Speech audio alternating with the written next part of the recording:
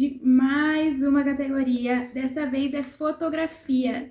Esses aí que vocês viram são os indicados para a melhor fotografia no Oscar 2022.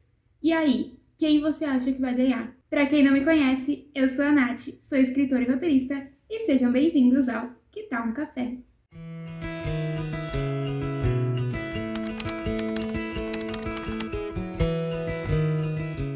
A categoria de melhor fotografia vai tratar de duas coisas principalmente. Uma é da iluminação. Então, a luz, sombra, né? Tudo isso faz parte da fotografia e como isso foi trabalhado dentro do filme. E a outra é a escolha de planos, ou seja, aonde que aquela câmera pegou tal cena, né? Se estava mais fechado, se estava mais aberto, se dava para ver muitas pessoas, se uma pessoa estava desfocada e a outra estava focada. Lógico que essa segunda parte também cabe muito ao diretor, né? Inclusive até um pouco mais ao diretor do que ao diretor de fotografia, mas o diretor de fotografia tem grande participação nisso. É um trabalho bem em conjunto, sabe? Da escolha de planos. Então, a gente vai focar bastante nessas duas coisas aqui quando a gente estiver analisando esses filmes. Então, iluminação e escolhas de planos. Eu quero começar falando de A Tragédia de Macbeth, que a fotografia me lembrou muito mesmo a fotografia dos filmes do Orson Welles. Apesar de não ser trabalhado muito a questão da perspectiva em si, né? Porque no Orson Welles tinha muito aquilo de você tá vendo uma coisa acontecendo aqui na frente e ali atrás tem uma cena tão importante, tão significativa quanto essa que você tá vendo em primeiro plano, né? Apesar disso não ser tanto em A Tragédia de Macbeth, a questão da luz e sombra ali é muito forte, né? Eu acho que também por ser um filme em preto e branco, né? Essa escolha já é uma escolha de fotografia, assim, ser um filme em preto e branco. Porque quando você tem um filme em preto e branco, a questão da luz e sombra, né? É você ter que trabalhar muito o preto para ficar forte ali e trabalhar também o branco para ele ficar forte onde ele deve ficar. Isso dificulta um pouco, porque quando você tem cor, bom, você pode trabalhar do jeito que você quiser, que a cor vai dar o seu contraste ali, né? No preto e branco, essa questão do contraste, ela tem que ser muito bem trabalhada, muito bem feita pela iluminação. Então, sim, foi uma ótima indicação aqui em fotografia, né? A Tragédia de Macbeth, achei muito boa. E eu vejo muito forte essa referência dos filmes do Orson Welles, então foi bem, digamos, nostálgico, né? Eu lembrei das épocas da faculdade que eu assistia os filmes do Orson Welles para estudar. Já o outro indicado, que é Duna, ele tem uma outra questão, né? Enquanto a Tragédia de Macbeth, o maior desafio era a questão do preto e branco e de trazer esse contraste com a iluminação, em Duna, a gente tem a questão da externa, né? É um deserto e você precisa acreditar que em todos os momentos eles estão no deserto.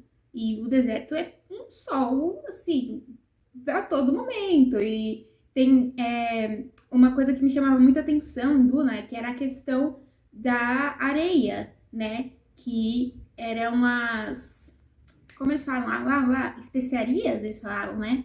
Especiarias, que eles tanto não podiam ficar cheirando e tudo mais. E aí vinha um raio de luz e você conseguia ver aquela coisa, né, no ar, aquelas partículas no ar. E putz, eu acho que quando você consegue ver partícula, eu acho isso muito bonito nos filmes. E em O Beco do Pesadelo tem uma cena também que dá pra ver as partículas. Eu acho isso muito legal, eu gosto bastante. E isso me chamou muita atenção em Duna e tem esse desafio da externa. Porém, né, não é algo que, assim, eu já não tenha visto antes. A gente tem alguns outros filmes distópicos e filmes que se passam basicamente todos em externa, que isso também precisa ser trabalhado. Então, beleza, achei ok a indicação, ok, mas não acho que leve.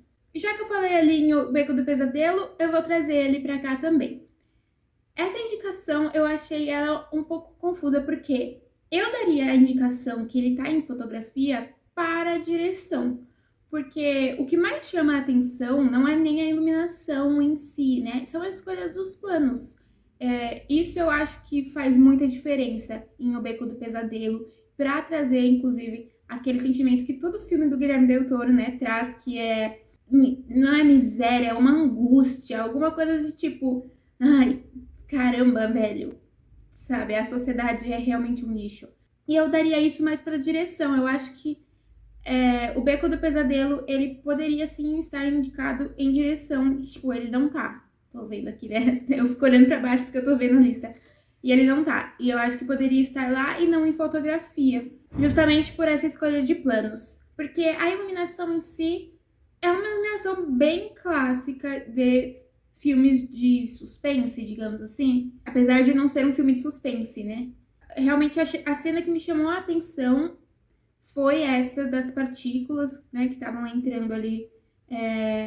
A luz estava entrando pela janela e a gente conseguia ver as partículas no ar. E, assim, há o desafio de que muitas cenas são noturnas, né? Então, também iluminar à noite é bem complicado. Quem já fez, quem está acostumado a fazer fotografia sabe disso, como iluminar à noite é complicado. Eu aqui, por exemplo, né, uma versão muito menor de dificuldade, eu aqui fechada, com a parede escura, eu já tenho muita dificuldade para deixar um vídeo bem iluminado. Imagina quando é noite, né? É bem difícil, todo mundo que já tentou filmar alguma coisa à noite sabe como um flash de celular não dá nada. Mas é isso, existe essa dificuldade. Eu acho que é justamente também por isso que ele tá indicado aqui a fotografia, mas tá válido, tá valendo, tá valendo. E aí, agora eu vou falar dos dois que eu tô com mais dúvida na questão dessa categoria. Tudo bem que a tragédia de Macbeth também entraria ali nas dúvidas, mas eu acho que eu deixaria a tragédia de Macbeth em terceiro lugar. Vamos falar de Amor Sublime Amor e a fotografia maravilhosa desse filme. Maravilhosa, gente. Impecável a fotografia desse filme. E aquela cena que entra as duas gangues e por cima, assim, e aí você vê as sombras delas. Meu. Maravilhoso, maravilhoso. Apaixonada. Eu sei que a gente tá falando de fotografia, mas é que como se confunde muito com direção, eu vou misturar um pouco os dois aqui.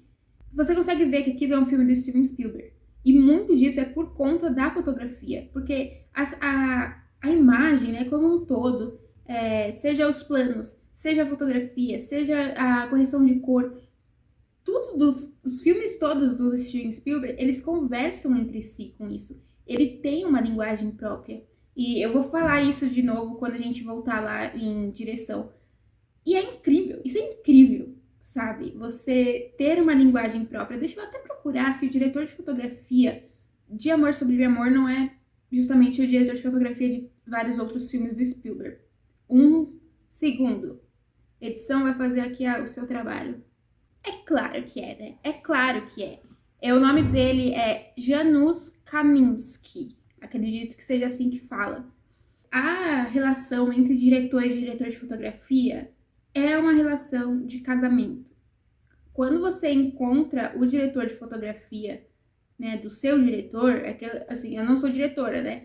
Mas já ouvi falar isso muitas vezes. Quando você encontra o seu diretor de fotografia, isso é para sempre, porque justamente você consegue criar essa linguagem, né? A sua linguagem e a linguagem dele, que ele contribui para a sua linguagem. Então, sim, o Janusz Kaminski, ele é o diretor de fotografia de quase todos os filmes do Spielberg. E não por acaso tem aqui a linguagem em Amor Sublime Amor, mesmo sendo um gênero que o Spielberg ainda não tinha trabalhado, né, que é o musical. Então, realmente, parabéns. Foi incrível. A fotografia é incrível. Contribui demais para a linguagem do Spielberg e a história como um todo. Bom, no momento eu daria para Amor Sublime Amor, mas vou falar um pouco agora de Ataque dos Cães, que é a minha outra dúvida.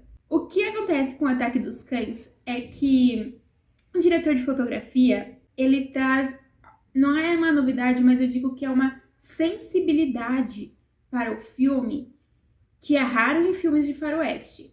E, de novo, lógico que isso está atrelado à direção e tudo mais, mas a fotografia, ela diz muito sobre isso. E existem alguns planos ali que você fala, caramba, meu, putz, parabéns pra você, parabéns pra você.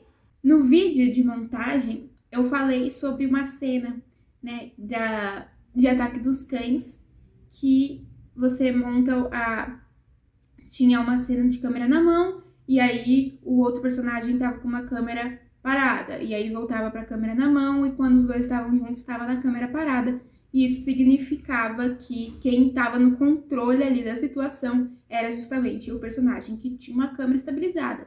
E claro, isso foi da montagem também, né? Tanto que eu falei lá disso, mas isso é muito da fotografia também, né? Trazer esse sentimento do personagem em uma câmera na mão ou uma câmera estabilizada, isso é fotografia, é opção do diretor de fotografia fazer isso. O diretor pode opinar também, mas é o diretor de fotografia que vai dar o seu aval final em qualquer questão que tenha a ver com a câmera. Isso foi muito bom. A iluminação não tem muita novidade ou muito desafio, como eu disse no Duna. É também no meio deserto, né, no canyon, então tem essa questão da externa, mas que nem no Duna também lá tinha a questão da externa e tudo mais. Então não vejo muita questão na iluminação, mas nos planos e nas opções estéticas escolhidas para trazer os sentimentos dos personagens, putz, Ataque dos Cães é maravilhoso também. E por isso eu fico nessa dúvida, né, entre Amor Sublime Amor e Ataque dos Cães. Ai, meu Deus.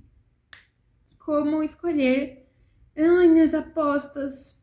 Eu vou em Amor Sublime Amor. Eu vou em Amor Sublime Amor porque justamente por causa dessa questão da linguagem que continua ali nesse filme e combinou demais com o tema do filme, com a história do filme e com o gênero, mesmo nunca tendo sido feito antes isso, né? O Spielberg em um musical. E o John Janusz Kaminski. Então, vamos ao meu pódio. Primeiro lugar, Amor Sublime Amor. Segundo lugar, Ataque dos Cães. E terceiro lugar, A Tragédia de Macbeth. É isso. Vamos acabar logo esse vídeo para eu não mudar de ideia novamente, por favor. Se você quiser ver mais conteúdo sobre filmes, sobre séries, sobre livros, não deixa de se inscrever aqui no canal. Eu tenho certeza que você vai gostar bastante dos conteúdos que eu crio. E se você gostou desse vídeo, se você gosta de vídeos de aposta de premiação, deixe seu like, que aí o vídeo vai chegar para mais gente que também gosta de vídeos assim. E a gente se vê na próxima.